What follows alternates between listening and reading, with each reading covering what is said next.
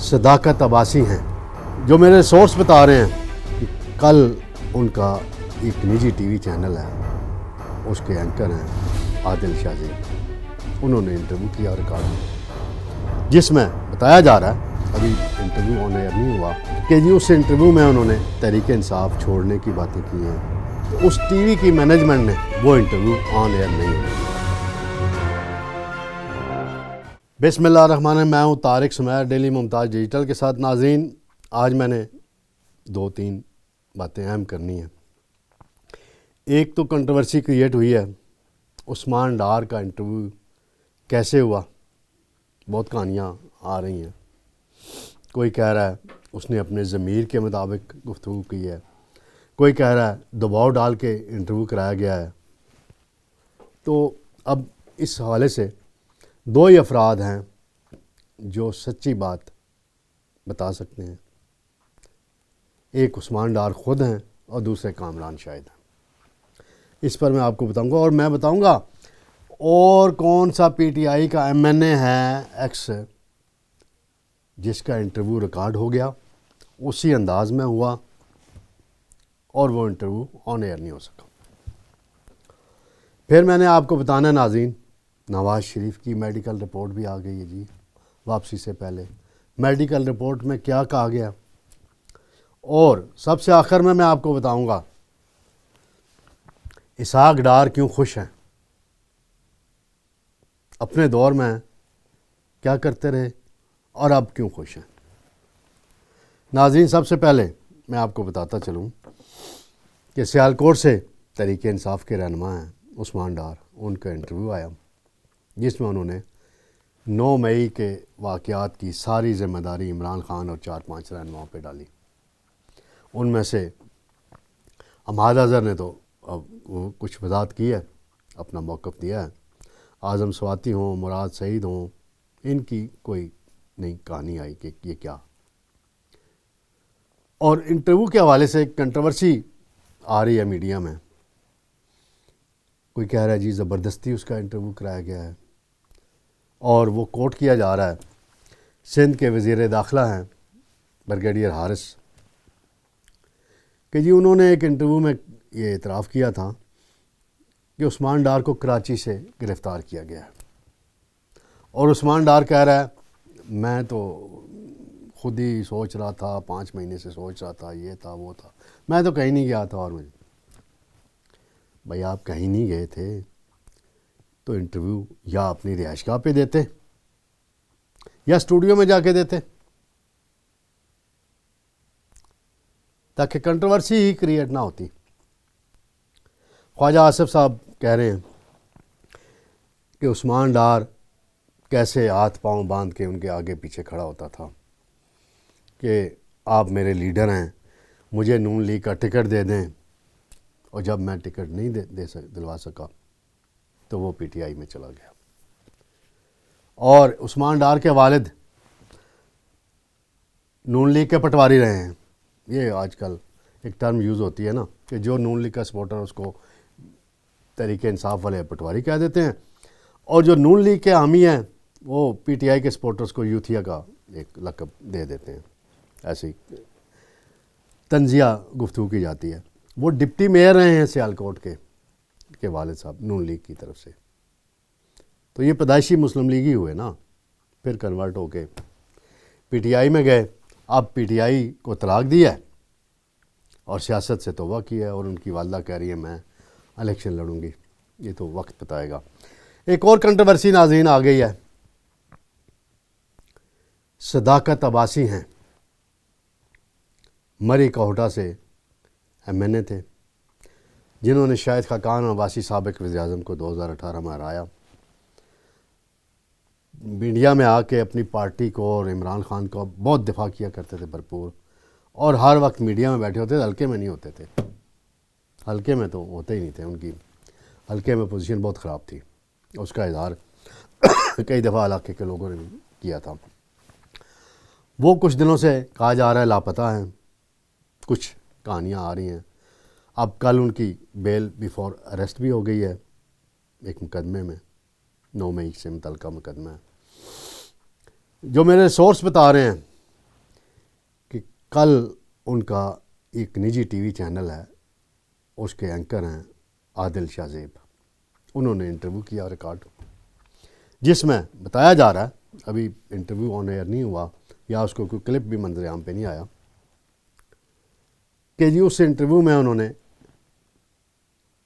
تحریک انصاف چھوڑنے کی باتیں کی ہیں، 9 مئی کے حوالے سے اپنی وضاحتیں دی ہیں، اور وہی باتیں آلموسٹ تقریباً کی ہیں جیسی عثمان ڈار نے کی تھی۔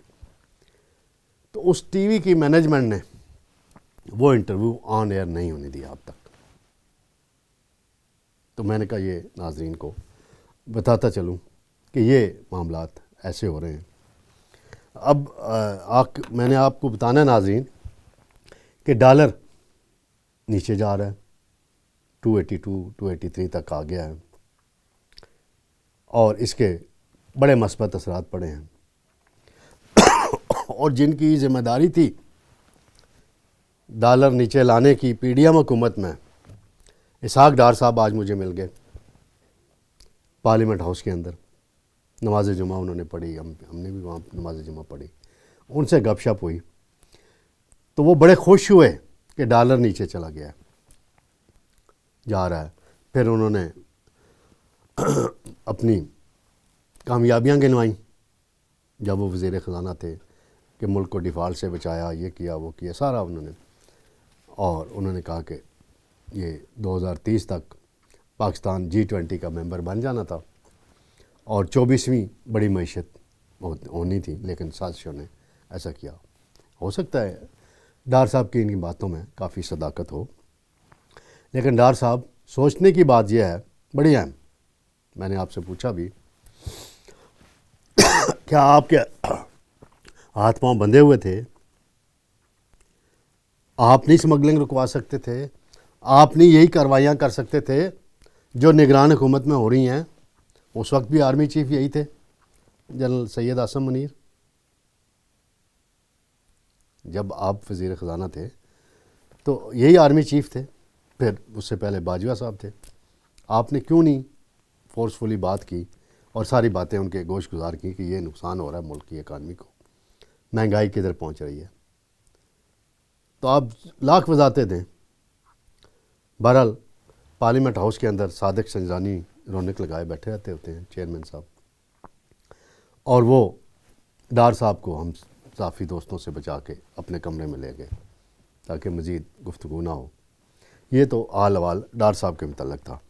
اب ہے میاں نواز شریف صاحب کی وطن واپسی کے حوالے سے کنفیوژن کچھ طرف ڈلوانے کی کوشش کی جا رہی ہے۔ عرفان صدیقی صاحب نے بڑی اس کی ڈیٹیل وضاحت کی ہے، ڈار صاحب نے بھی وضاحت کر دی ہے کہ شیڈول ان کا تبدیل نہیں ہوگا۔ میاں نواز شریف صاحب کی ایک میڈیکل رپورٹ بھی آ گئی ہے جی۔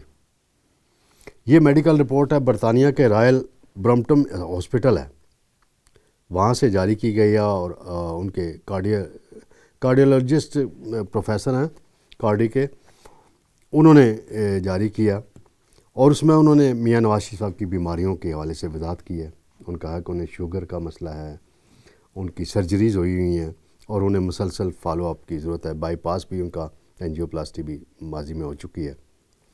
تو اس حوالے سے ایک یہ رپورٹ ہائی کورٹ میں جمع کرائی گئی ہے۔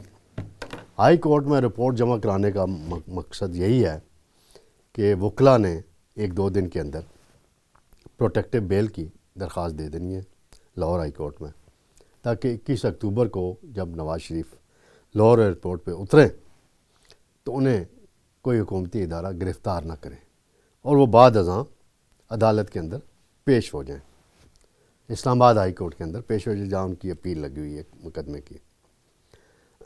اب دیکھتے ہیں کہ نون لیگ کتنے لوگوں کو جمع کرنے میں وہاں کامیاب ہوتی ہے۔ ایفرٹس تو بہت کی جا رہی ہیں، مریم نواز بھی لگی ہوئی ہے، باقی بھی ان کے رہنما لگے ہوئے ہیں۔ راولپنڈی میں چودھری تنویر بڑی ایفرٹ کر رہے ہیں، اور چودھری تنویر کو میرا خیال ہے راولپنڈی میں وہی رول دیا جا رہا ہے جو 2017 سے پہلے چودھری نثار علی خان کے پاس تھا، یعنی راولپنڈی اسلام آباد کے تمام فیصلے چودھری نثار علی خان کیا کرتے تھے، ٹکٹ کس کو دینا ہے، کون کیا کرے گا۔ اب وہ سارے اختیارات مشروط طور پر چودھری تنویر کو دیے گئے ہیں. اب دیکھتے ہیں چودھری تنویر کتنے کامیاب ہوتے ہیں. ان کے 2 صاحبزادے بھی سیاست میں ہیں، وہ بھی ایک ایم پی اے کا الیکشن لڑ چکے ہیں، ایک ایم این اے کا لڑ چکے ہیں، اور چودھری تنویر خود ایم پی اے رہ چکے ہیں. اور ان کے پاس سرمایہ بھی بہت ہے سیاست میں خرچ کرنے کے لیے، ماضی میں وہ خرچ کرتے رہے ہیں. اب کتنے وہ متحرک کر رہے ہیں کارکنوں کو، اس کا پتہ اتوار کو چلے گا. انہوں نے اپنی رہائش گاہ پہ ایک بہت بڑا اجتماع منعقد کرنے کا اناؤنسمنٹ کی ہے، اور نواز شریف کی واپسی کی تیاریاں بہت تیزی سے آگے بڑھ رہی ہیں. اگر یہ شو کامیاب ہو گیا تو نواز شریف کی پارٹی کو الیکشن میں فائدہ ہوگا. اگر شو میں ناکامی ہوئی، توقعات کے مطابق نہ ہوا، تو نون لیگ کی سیاست کو نقصان ہو سکتا ہے. ناظرین شکریہ، انشاءاللہ کل میں آپ کی خدمت میں پھر حاضر ہوں گا. اللہ حافظ.